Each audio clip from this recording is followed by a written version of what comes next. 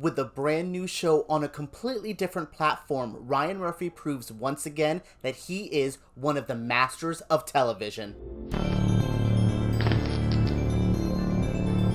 Hello friends and welcome to my channel. My name is EJ Marino and today we are diving into a brand new Netflix series. I am so excited for this video. Yes, today we are talking about the new show, Hollywood. If you could go back in time and rewrite history, would you? And I mean that in a positive way. I mean that in something that you felt was wrong that you would like to see different. Would you go back and do it? And if you could, how? That's what Ryan Murphy does with his new show, Hollywood. He goes back to the golden age of Hollywood, the 1940s, where we had the biggest stars, some of the biggest movies, and he re-envisions this whole universe through his vision. It's not just him. There's a couple great people who are running the show as producers, as writers, as directors, and they all make something so perfect. I cannot say enough positive things about Netflix's Hollywood. This has everything. Campy, oh my god moments, some intense drama, a show about our amazing industry of filmmaking and Hollywood and all that. Yeah, this has everything you could want. And also, Patti LuPone picks up like a male prostitute in the first 15 minutes. Oh yeah, if you like anything of what I just said, buckle up because you are going to love this show. In the new Netflix show Hollywood, we have a group of young filmmakers. I mean, there is a lot of them here, but they have like characters like Archie, Raymond, Jack, Camille. There's a lot of them here, and they're trying to find their place in the industry. Now, during 1940s, it's not easy if you're like just anyone who's not a white male. Like, there is a lot of privilege in this area, in this time period, and it's interesting to see our characters. We have Raymond, who's played by Darren Criss, as a half-Asian director trying to make it in. We have Archie, a young black man who's trying to be a big writer. He's trying to write the next big Hollywood film. We have Camille Washington, who is dating Raymond. She's a young black actress, tired of playing those servant roles that you know from like Gone with the Wind and all that. She is done with that era. And then we also have Jack, our young strapping, you know, that type of Ryan Murphy white guy he loves with a nice jaw and dark hair. He's our lead as well, and he is a actor trying to find his soul, his place. There's a lot going on. There's a lot of soul searching in the show, which is why I think I relate to it a lot. Is it's trying to find yourself, trying to make a place of your own, and what can you do? Can you be different and still go into a industry that's dominated by a certain type of person?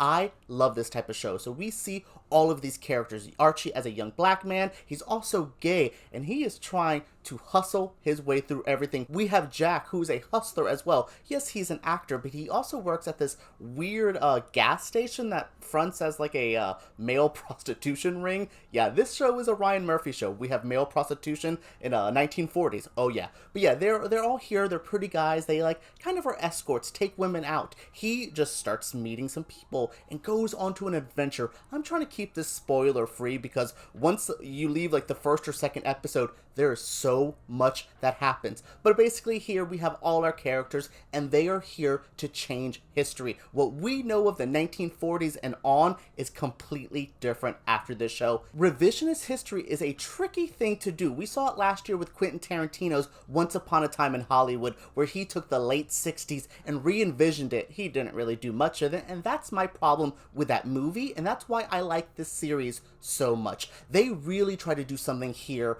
in Hollywood that's completely different. They're going, yeah, you saved a famous Hollywood actress, and what he did with Sharon Tate there is interesting, but here we're seeing the industry, the actual like blueprint of what we know completely shifted, and I love that. We have a black man writing a film, a half-Asian guy directing something. We have gay people at the front of Hollywood, a young black woman going for an Oscar. That does not happen in reality, seriously, until like 2003 or 2004 with Halle Berry. So this is what this show's doing, is really trying to change history. Tarantino, all he did there was like make Bruce Lee kind of a douchebag, which yeah, we all know those reports are there. Then he also like save Sharon Tate, but like she doesn't save herself. Two white dudes who she doesn't know save her. In Hollywood, that would have not happened. Sharon Tate would have had more power. power, more agency, and that's what I love about this show. It is giving minorities and people who normally wouldn't be able to tell a story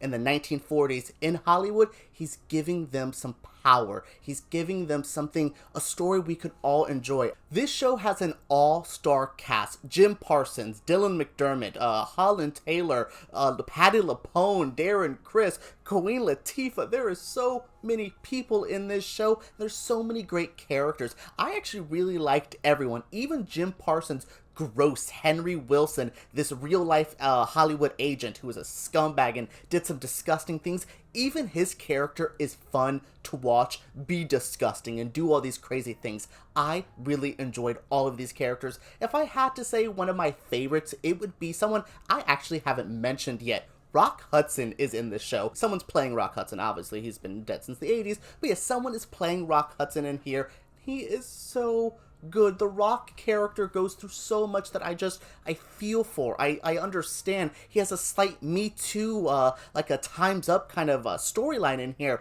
In the 40s as well, especially dealing with men, that's still unheard of. We still don't see what this industry has done to men in the idea of the Harvey Weinsteins. Now we see it in this show. It's so genius. The stuff Rock Hudson goes through, if you know the real life Rock Hudson and his sad story of being in the closet and all that, this show re-envisions that and gives him a happy ending, much like what they did with Sharon Tate, but they changed the DNA. They made it a completely different story where you could go, oh, it's not just oh, and there it is at the end. It's from the beginning. We see Rock go on a different path that I think anyone would love to see. This show is jam-packed with good characters, good cameos as well. I'm not going to even dive into some of the more spoiler ones, but we have an actress playing like Vivian Leigh here, the star of Gone with the Wind. Oh my goodness, her stuff here, this woman's impression, so good. This show is just so on point. Everyone looks the part. Everyone feels the part. We have Samara Weaving. You know her from Ready or Not. She is so good in this.